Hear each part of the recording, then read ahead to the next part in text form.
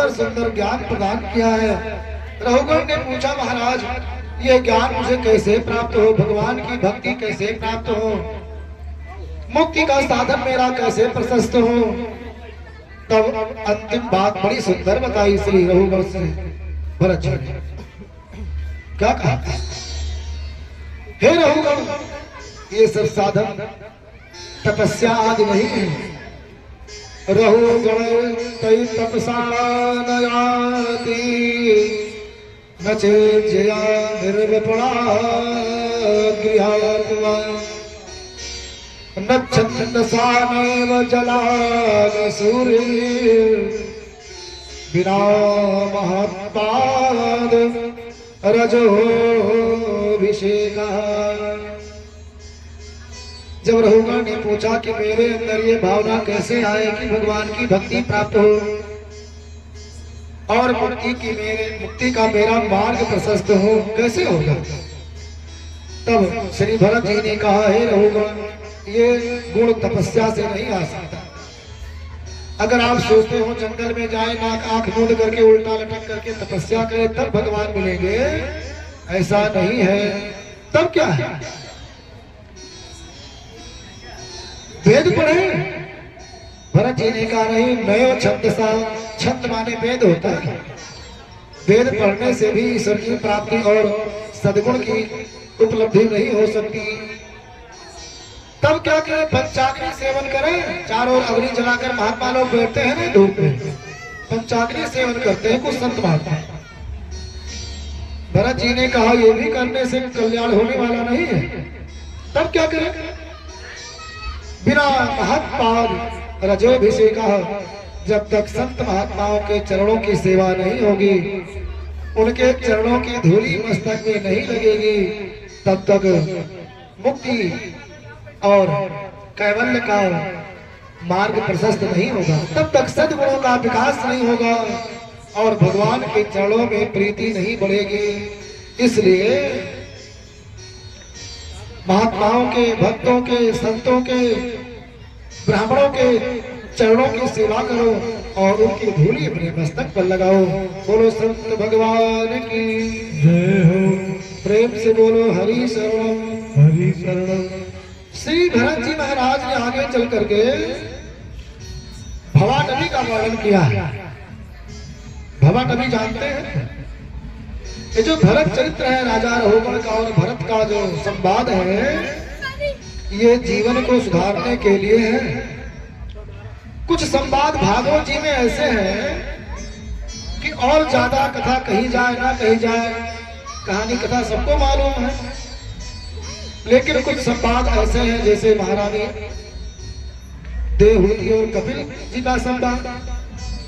अजामिल प्रसंग में भगवान के पार्षदों का और धर्मराज के दूतों का संवाद,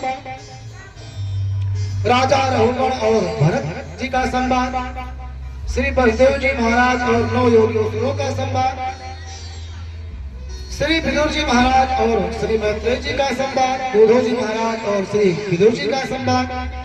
तो ऐसे कुछ संवाद आपस में है भागवत जी में। उनकी अगर कथा ठीक से कही जाए तो अवश्य ही व्यक्ति का जीवन सुधर जाएगा। लेकिन इतना समय कहाँ है, 1-2 श्लोक बोलने में आधा घंटा लग जाता है, फिर कथाएं छूटने लगती हैं तो मन उब जाता है कि आगे भागो।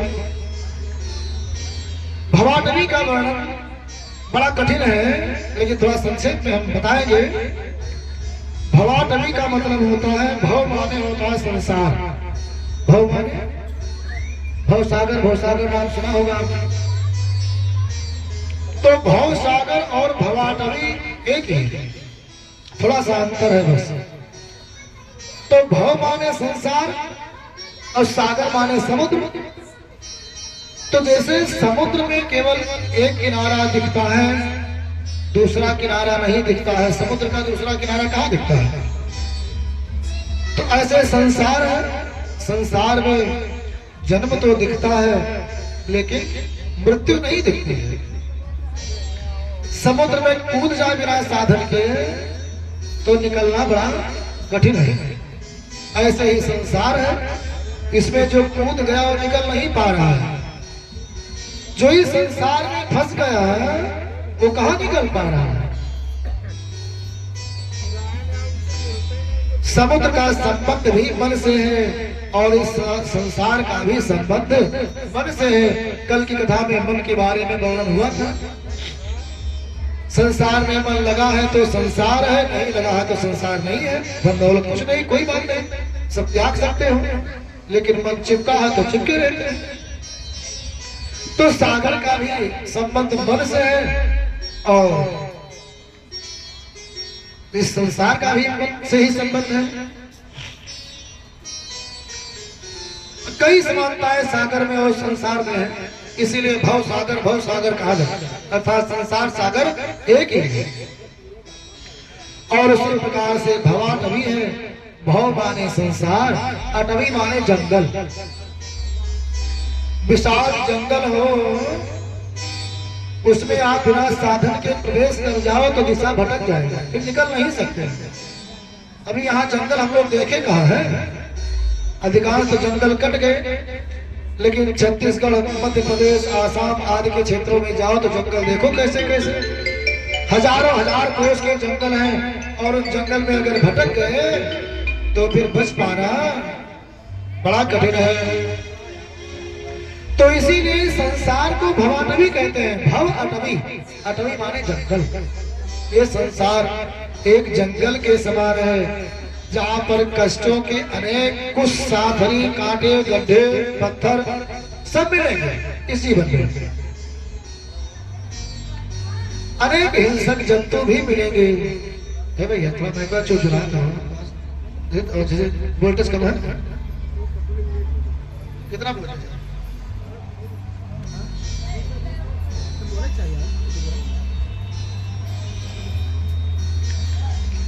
तो ये जंगल भवाटवी और जंगल संसार एक ही है। एक छोटा सा उदाहरण भागवत जी में देकर के इसको समझाने का प्रयास किया गया है। एक व्यापारी था, तो वो व्यापारी अपने कुछ पूंजी लेकर के और कमाने के लिए निकल गया। उसने सोचा कि यहाँ तो व्यापार चलता नहीं है, थोड़ी सी पूंजी एकत्र किया और लेकर के निकल गया। जैसे इस जंगल में पहुंचा तैसे अनेकों डाकू मिल गए। उन डाकुओं ने उसका सारा धन छीन लिया। जो बेचारा कुछ पूंजी बचाए हुए था, सारी उसकी पूंजी भी छीन लिया। अब तो कुछ नहीं बचा, व्याकुल हो गया कि अब क्या करेंगे। धीरे धीरे आगे चला तो रो रहा था, बिलख रहा था, आंखों के आगे अंधेरा छाने लगा और एक कुएं में गिरने लगा। भूमि के बराबर एक कुआं था, उस कुएं में गिरने लगा। और जैसे गिरने लगा तो एक पेड़ की डाली उस कुएं में लटकी हुई थी, वही डाली हाथ में आ गई। डाली हाथ में आ गई, वही डाली पकड़ के लटका। नीचे कुआं गहरा, डाली पकड़ करके लटका है। शरीर सूख रहा है, भूख प्यास से व्याकुल है।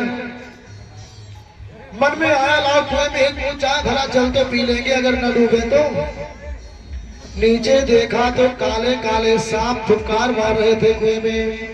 अब तो देख करके और भयभीत हो गया, अगर नीचे जाएंगे तो ये नहीं छोड़ेंगे काल। अब तो और घबराया। ऊपर दृष्टि गई तो एक मधुमक्खी का छत्ता लगा हुआ था बड़ा सा। सोचने लगा कि अगर मक्खियां उड़ने लगी तब तो मेरी मृत्यु ही आ जाएगी। तब तक देखा कि उस मधु के छत्ते से छोटी छोटी बूंदे मधु की टपक रही है, मधु चू रही है।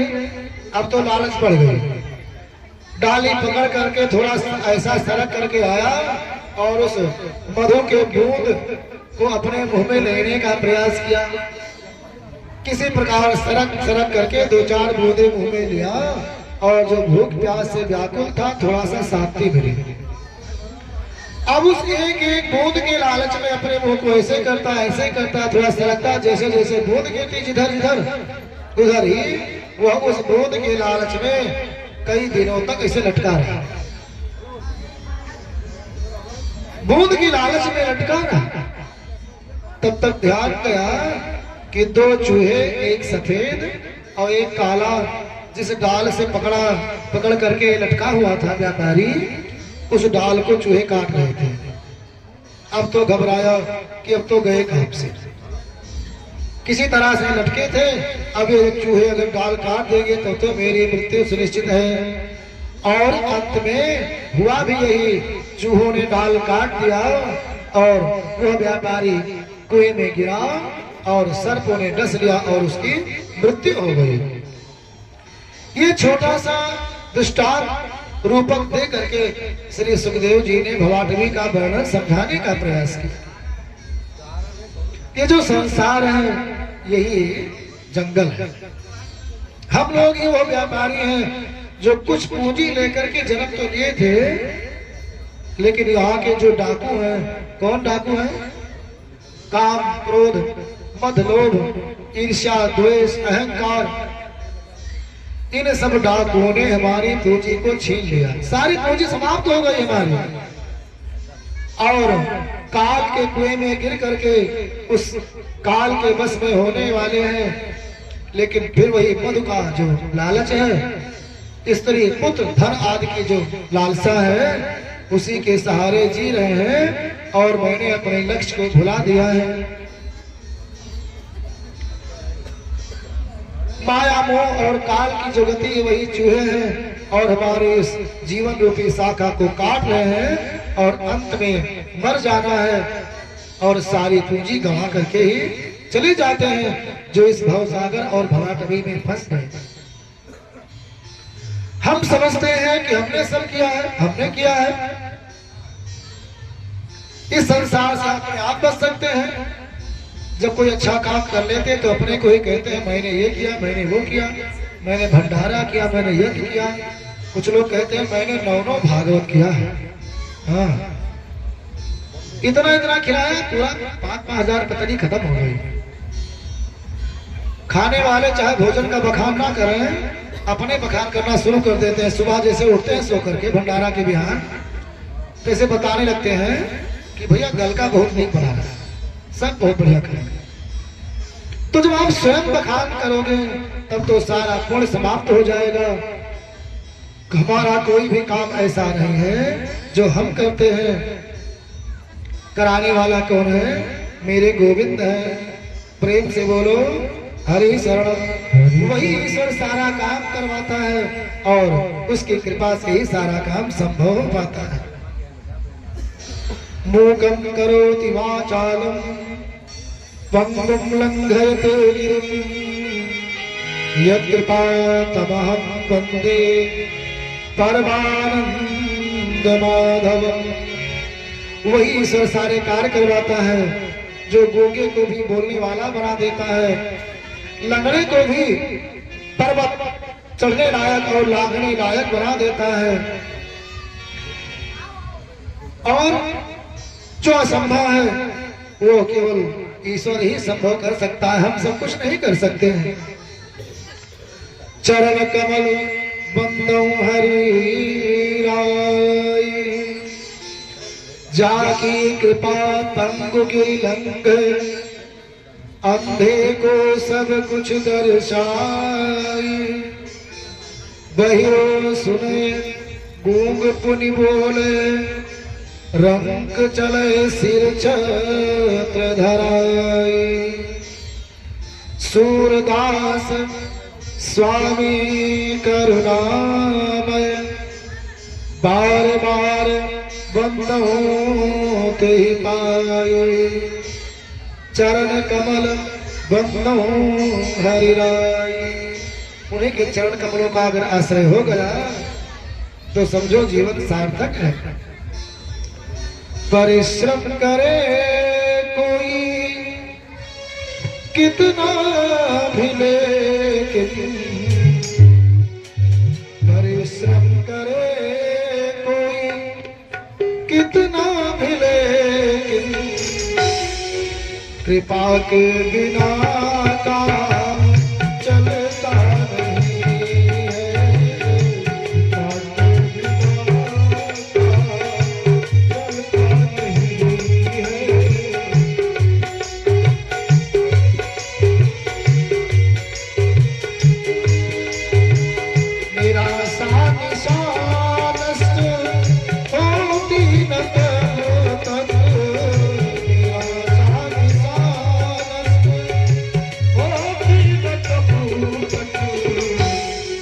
कृपा भाव जब तक निकलता नहीं है, कृपा भाव जब तक निकलता नहीं है। परिश्रम करे कोई कितना मिले, परिश्रम करे कोई कितना मिले, कृपा के बिना काम चलता नहीं है, कृपा के बिना काम चलता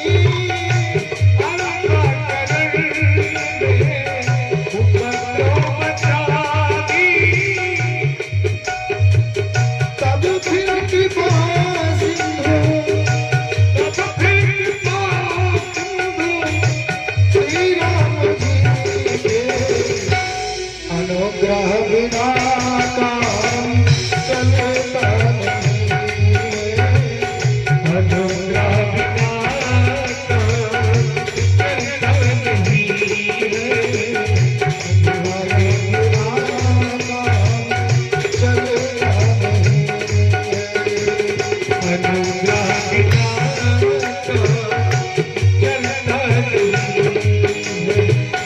परिश्रम